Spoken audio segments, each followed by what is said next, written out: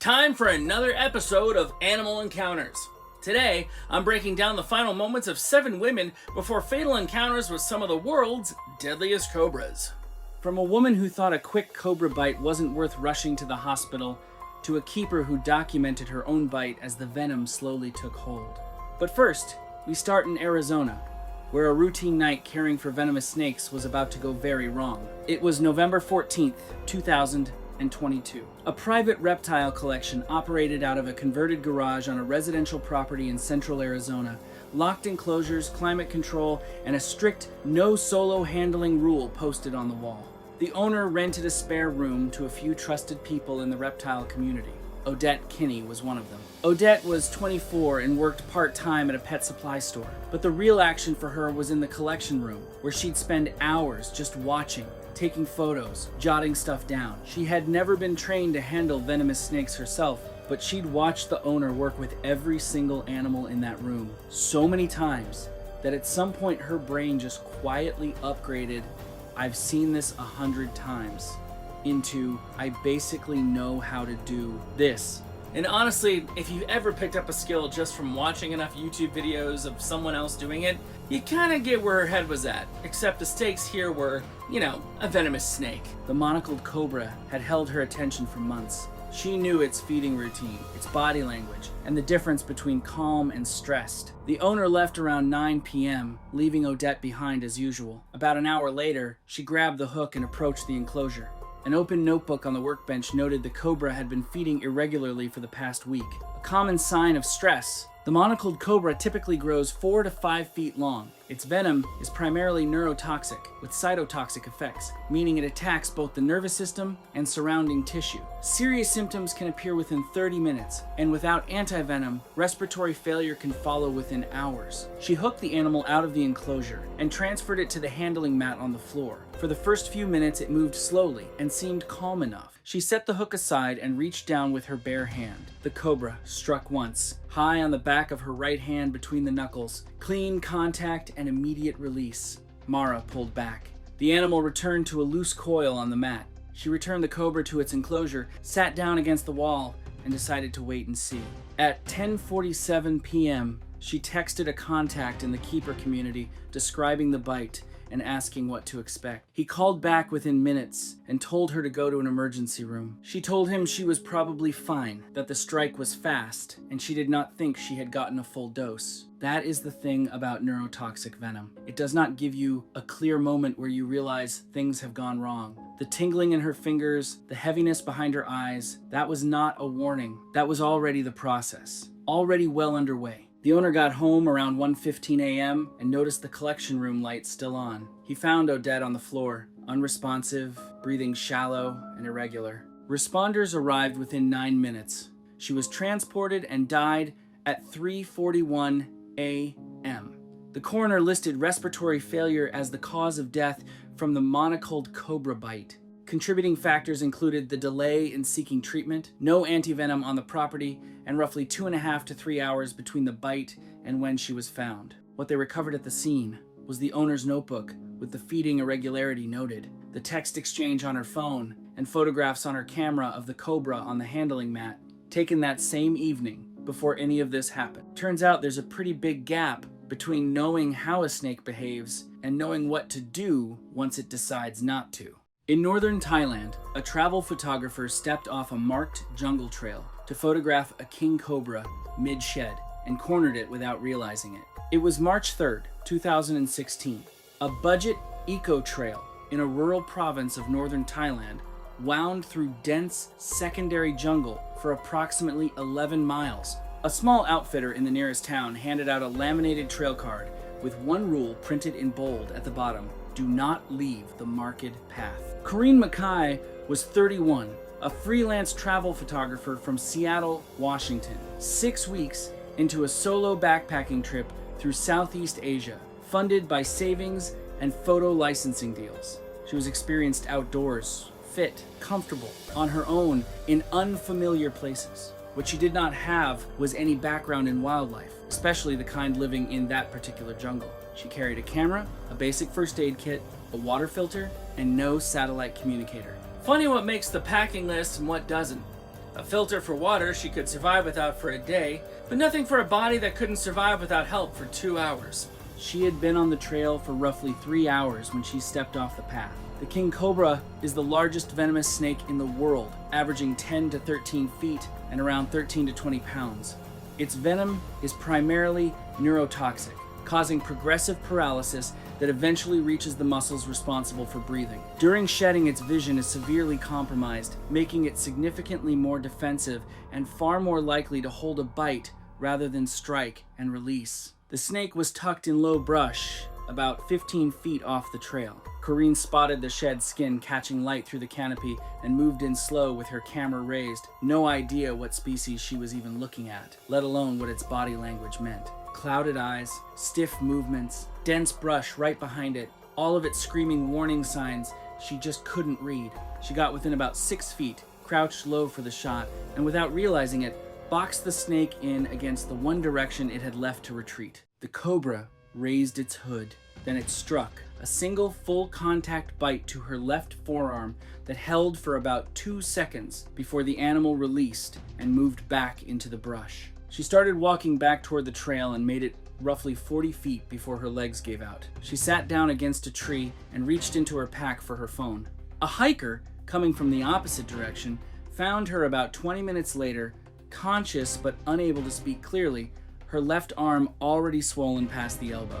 He had no signal and no radio, and ran back toward the trailhead to find help. By the time a guide reached her with a radio and they began carrying her out on an improvised stretcher, precious time had already been lost. The nearest facility with antivenom was over 2 hours away. During the drive, her breathing became increasingly shallow as the venom began shutting down her respiratory muscles. She lost consciousness before they arrived and could not be resuscitated. She was 20 minutes into a detour she was never supposed to take when it happened. The cause of death was respiratory failure from neurotoxic envenomation, consistent with a full defensive bite from a large specimen that held contact long enough to deliver a significant dose. The remote location, no communication equipment, and a 2-hour gap to the nearest treatment facility made survival unlikely regardless of when help was called. Her camera was recovered with 43 photographs on it. The last 11 were of the king cobra, each frame closer than the one before. The final one was taken from approximately 5 feet away.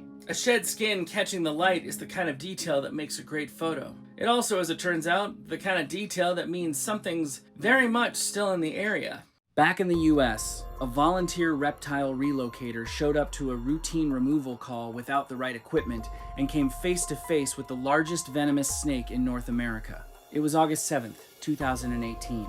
A small volunteer-run reptile relocation service operated in a suburban county in northern Florida, responding to homeowner calls to remove wildlife without harm. Equipment was shared, inconsistently maintained, and not always available when a call came in. Marceline Waltz was 43, a landscaper and animal advocate who had been volunteering with the service for 14 months. She had relocated dozens of non-venomous species and assisted on 3 venomous calls, always as a secondary, always with someone experienced running the removal. She had never led one on her own. The call came in on a Tuesday afternoon. A homeowner had found a large rattlesnake coiled beneath a backyard deck. Both trained handlers were unavailable, so Marceline took the call. She showed up without a proper snake hook. Hers had a cracked handle she had been meaning to replace for weeks. No secure transport container. Just a pillowcase, a garden rake, and a pair of thick work gloves. She had seen the primary handler use a pillowcase for smaller non-venomous species before, and somehow that became her plan for this. Isn't it wild how someone can watch a job done safely a dozen times and still walk away thinking they could just wing it themselves? Marceline was about to find out exactly how big that gap really was. The eastern diamondback is the largest venomous snake in North America, averaging 5 to 6 feet and 5 to 10 pounds. Its venom is hemotoxic, destroying red blood cells, disrupting the body's ability to clot, and causing tissue necrosis around the bite site. A full envenomation from a large specimen without prompt and adequate treatment can progress to organ failure over the course of days. The snake was large, 6 feet, exactly what the homeowner had said. Marceline used the rake to nudge it out from under the deck. It rattled the whole time but did not strike while she was moving it. Once it was out in the open, it coiled up and stayed there. She crouched down and tried to pin the head with the rake handle so she could get a hand behind the jaw. She had watched the primary handler do something like that before, but he had the right tools and actually knew what he was doing. A garden rake on dry grass is not the same thing. The rake slipped, and the snake hit her right hand at the base of the thumb. Both fangs, full contact. She pulled back, and it let go. She called the primary handler. He told her to call for help and not move. Responders got there in 11 minutes. Her hand had already swollen up to the wrist by then. She was taken in and given anti-venom, but the bite was bad enough that the facility did not have enough on hand to cover it. They had to get more from somewhere else, and by the time she had the full amount, the damage was already done. Over the following 4 days, Marceline developed progressive hemotoxic complications. Her clotting function continued to deteriorate despite ongoing treatment. On the 5th day, she went into multi-organ failure and died. The coroner listed the cause of death as hemotoxic envenomation, leading to disseminated intravascular coagulation and multi-organ failure. Contributing factors included the size of the specimen, the insufficient anti-venom supply at the initial receiving facility, and the inadequate equipment she had shown up with. Evidence recovered included the homeowner's call log, Marceline's phone records showing the call to the primary handler, the cracked snake hook found in her vehicle, and the pillowcase recovered at the scene. The relocation service suspended operations following the incident and revised its volunteer protocols. I think what makes this one particularly hard to sit with is that she called for help immediately. She did everything right after the bite. The problem was everything that came before it. Back in West Texas, a keeper 6 years into the job showed up for a routine morning shift and was blinded by a spitting cobra within the first 4 minutes. It was May 21st, 2023. A privately owned exotic animal facility in West Texas had been flagging ventilation maintenance alerts in its reptile house for 3 weeks, and somewhere along the way, someone decided it could wait a little longer. Genoveva Prieto was 38 years old, a full-time animal keeper who had worked at the facility for 6 years. She was experienced, methodical, and well regarded by the owner. She had worked with the spitting cobras regularly and knew their behavior well enough to maintain a consistent safety routine around them. She was good at her job, genuinely good, but good at your job and immune to your job have never once been the same thing. The malfunction hit at 7:42 a.m., about 4 minutes after Genoveva entered the reptile house to start her morning cleaning rotation. A failed damper caused a sudden pressure shift, pushing a concentrated burst of warm, stale air through the lower vents. The temperature spiked, and both cobras became agitated almost immediately. The Mozambique spitting cobra averages 3.5 to 4.5 feet and 2 to 4 pounds. It can accurately spit venom at a target's eyes from up to 8 feet away and will do so repeatedly when threatened. The venom causes immediate severe pain on contact, and without rapid irrigation can cause serious lasting damage to the eyes. What makes this species particularly dangerous in an enclosed space is the accuracy. It does not miss. Genoveva was cleaning the enclosure next to the first cobra when it happened. The cobra spat through a gap in the mesh and caught her directly in both eyes. Her face shield was pushed up on her forehead, a habit she had picked up over years of working with animals that had never spat at her through a closed enclosure. Do you know what that is called? A blind spot. The kind that builds up slowly over years of nothing going wrong, until the one morning, something does. The pain was immediate. She dropped her tools, pressed her hands to her face, and called out. She was alone in the building, but she had worked in that space for 6 years and knew it well enough to move without being able to see. She clipped a supply cart on the way and went down, but got back up and made it outside. A coworker found her against the exterior wall and called for help. He did not know that the first thing you are supposed to do with spitting cobra venom in the eyes is flush them out with water immediately. That did not happen. The venom kept doing damage while they waited, and then something nobody saw coming. Hives across her neck and chest, breathing getting tight, blood pressure dropping fast. Here is the thing about working in close proximity to venomous animals for years. Repeated low-level exposure can quietly sensitize the immune system over time until one exposure finally pushes it too far. She went into anaphylactic shock outside the reptile house. The epinephrine autoinjector was in the first aid kit inside the main building, a few minutes away on foot. By the time someone got there and back, her blood pressure had already collapsed.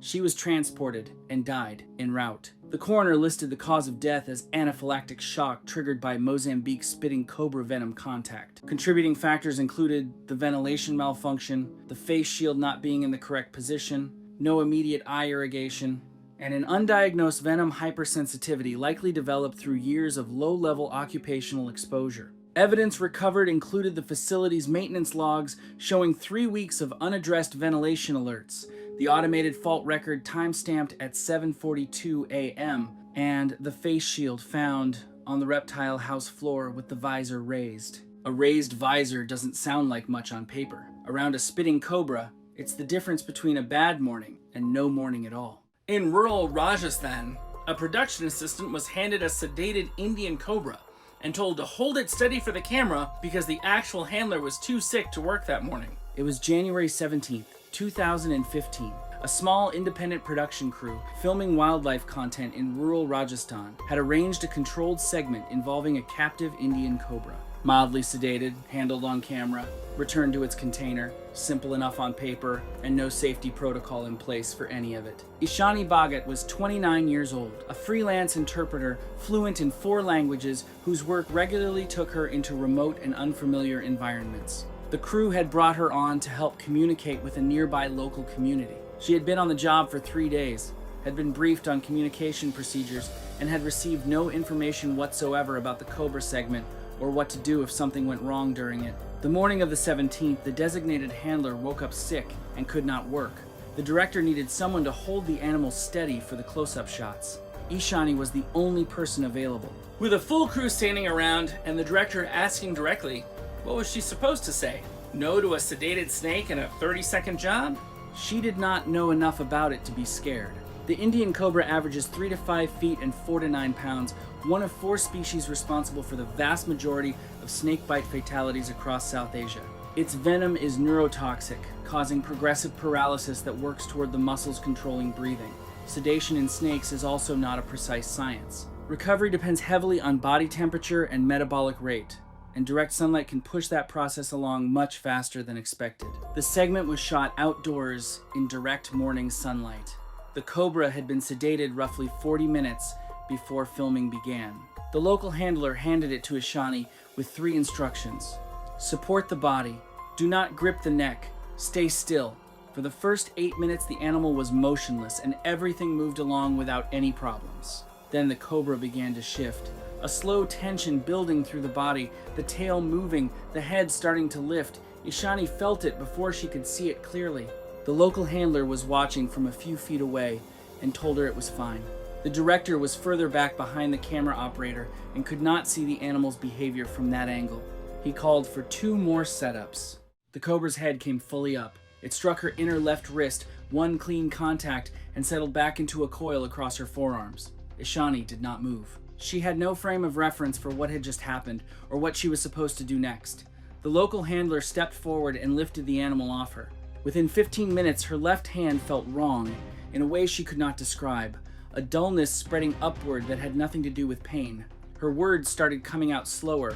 By the time the crew understood what was happening, she could no longer hold her head up on her own. 1 vehicle, 90 minutes to the nearest facility with antivenom, and the venom had already been working for the better part of half an hour before they even started moving. Her breathing became labored about an hour into the drive. She was unresponsive by the time they arrived and did not survive treatment. The cause of death was respiratory failure from neurotoxic paralysis. Contributing factors included the animal recovering faster than anticipated due to direct sun exposure, no anti-venom on location, and a transport window that was simply too long. The death was ruled accidental. The network was flagged, but nothing beyond that was ever formally pursued. She was the least qualified person on that set to be holding that animal. Everyone knew their own job that morning. Nobody thought about hers. Next is an exotic animal courier in southern New Mexico who was 2 hours into a routine drive when an Egyptian cobra pushed through an unsecured crate in her back seat. It was October 2nd, 2024. A rest stop along a remote stretch of interstate in southern New Mexico. A truck driver noticed a late model sedan parked at an angle across 2 spaces, engine still running. It had been there when he arrived and was still there 40 minutes later when he came back out. Simone Quintanilla was 36 years old and had been running live animal shipments for a private exotic network for about 2 years. Collectors, breeders, buyers across the Southwest, cash payments, no paperwork, nothing that existed anywhere on paper. She was careful and reliable and had made it 2 years without a serious problem, which in that line of work is actually saying something. On October 2nd, she was transporting 2 ball pythons in sealed containers and 1 Egyptian cobra in a ventilated wooden crate in the back seat. The crate was not hers. It had been packed and loaded by the contacts she picked the animals up from that morning. She drove what she was given. In an operation with no contracts and no oversight, that kind of trust was really the only system anyone had, and it had never been built to catch a mistake before it moved.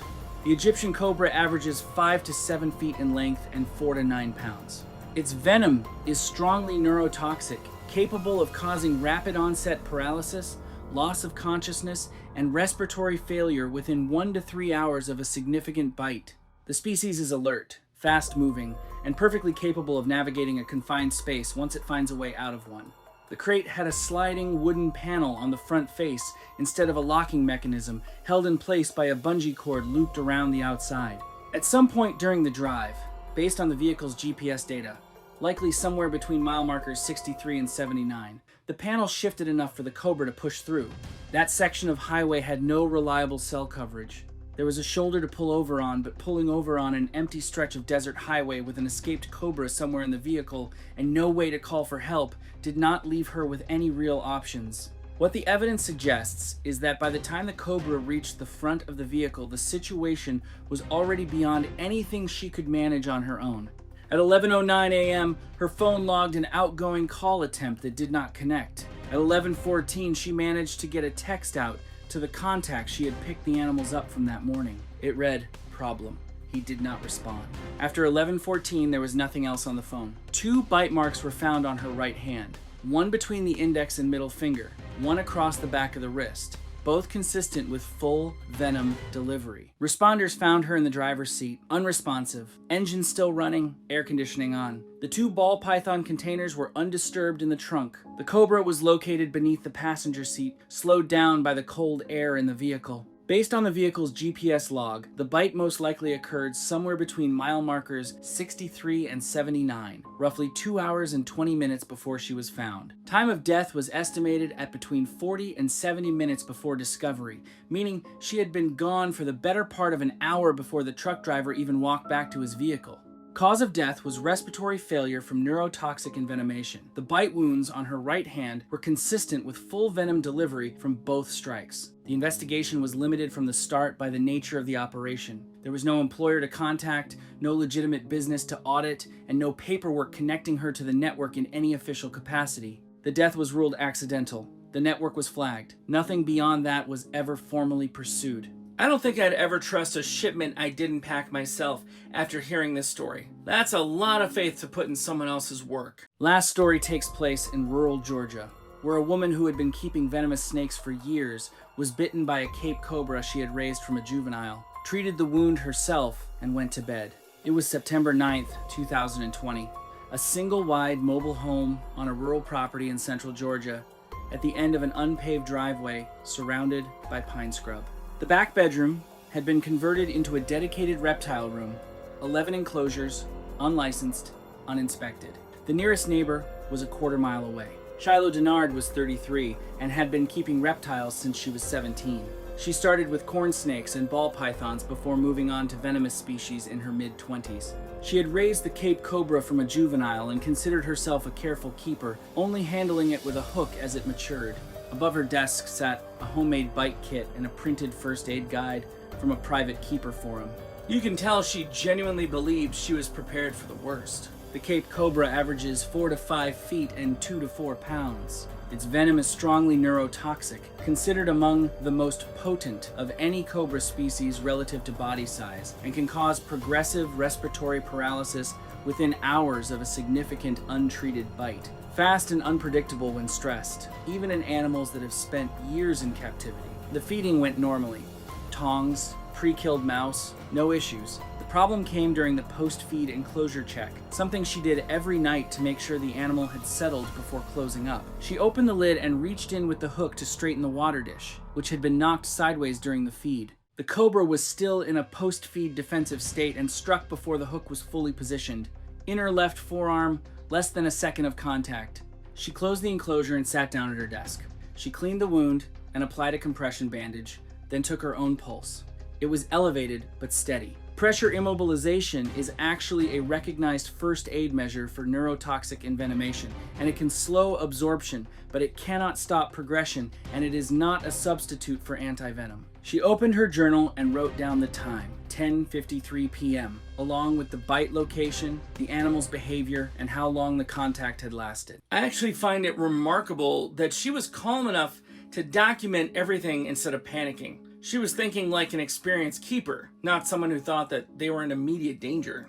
The bite had been brief, and the animal she had kept for years. From where she was sitting at 10:53, it probably did not feel like an emergency. That is the thing about Cape Cobra envenomation. It does not feel like one until it is too late to do anything about it. What she read as minimal symptoms were the early stages of neurotoxic progression. The tingling in her fingers she put down to the compression bandage. The heaviness behind her eyes she attributed to adrenaline wearing off. The bite location on her inner forearm, close to vascular tissue, likely accelerated absorption faster than she would have expected from such brief contact. Shiloh's mother arrived the following morning at 9:15 to drop off groceries, the same thing she did most Saturdays. She found the front door unlocked, lights on in the back bedroom. Shiloh was at her desk, head resting on her forearms, the journal open in front of her. The compression bandage was still on her left arm. She had been dead for several hours. The journal gave investigators a precise timeline. The final entry at 11:41, difficulty swallowing with a question mark beside it, placed significant neurotoxic progression at less than an hour post-bite. Respiratory paralysis